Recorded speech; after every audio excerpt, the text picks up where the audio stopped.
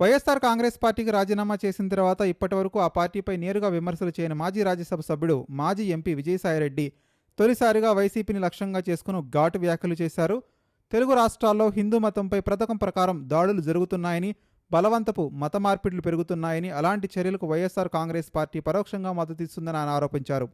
ఇటీవల రావణ్ వివాదం, ప్రకాష్ రాజ్ వ్యాఖ్యల నేపథ్యంలో చేసిన ట్వీట్, ఫేస్బుక్ పోస్ట్లో హిందూ సమాజం అప్రమత్తంగా ఉండాలని, మతం, దేశం, దేవతలపై అవమానకర వ్యాఖ్యలు చేసేవారిపై కఠిన చట్టాలు తీసుకురావాలని ఆయన డిమాండ్ చేశారు. అలాంటి వ్యాఖ్యలను సమర్థించే వారిపైన అదే స్థాయిలో శిక్షలు ఉండాలని, అవసరమైతే చట్టాలను సవరించాలని ప్రభుత్వాలను కోరారు.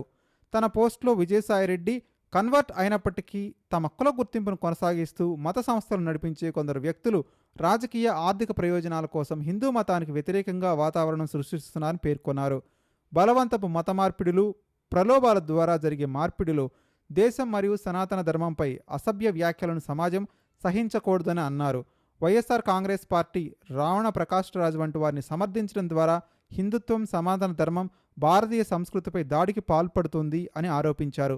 మత విద్వేషాలను రెచ్చగొట్టే చర్యలను మతపరమైన ఉగ్రవాదంగా పరిగణించిన కేంద్రం, రాష్ట్ర ప్రభుత్వాలు కఠిన చర్యలు తీసుకోవాలని ఆయన సూచించడం జరిగింది.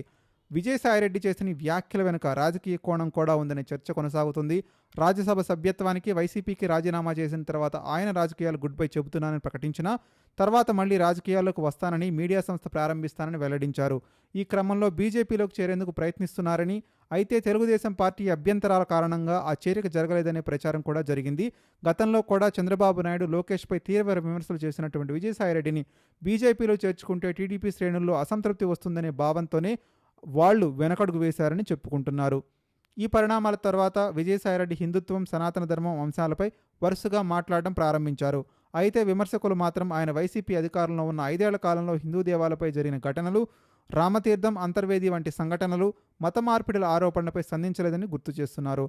తిరుమల పింక్ డైమండ్ వివాదం, శ్రీవారి నగలపై చేసిన ఆరోపణలు, అదే విజయసాయిరెడ్డి ఇప్పుడు ఇలా మాట్లాడటం వ్యూహమా అన్నది కాలమే నిర్ణయిస్తుందని అభిప్రాయాలు వ్యక్తమవుతున్నాయి. నిజంగానే విజయసాయిరెడ్డి గురువింద గింజలాగా మాట్లాడుతున్నారా, లేక ఆయన బీజేపీలోకి చేరుతున్నారా, చేరట్లేదా అనేది మీ అభిప్రాయాన్ని కామెంట్ రూపంలో తెలియజేయడానికి ప్రయత్నించండి.